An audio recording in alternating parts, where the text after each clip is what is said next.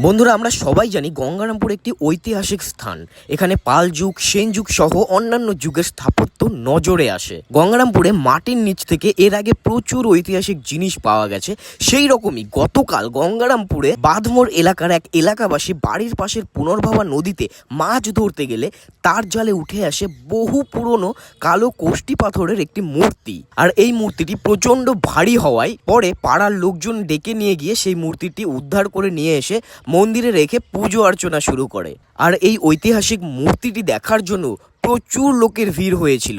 কেউ কেউ বলছে এই মূর্তিটি শিব পার্বতীর, আবার কেউ বলছে ব্রহ্মা বিষ্ণুর। আসলে মূর্তিটি কিসের এখনো পরিষ্কার বোঝা যায়নি। আর এই মূর্তিটিকে নিয়ে অনেকের অনেক রকম ধারণা।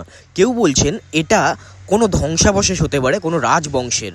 আবার কেউ বলছেন এটা ভগবানের আশীর্বাদ, তাই গ্রামের লোকজন বা এলাকার লোকজনরা এই মূর্তিটিকে পুজো দেবে মন্দিরে রেখে এবং এর মন্দির তৈরি করতে চাইছেন।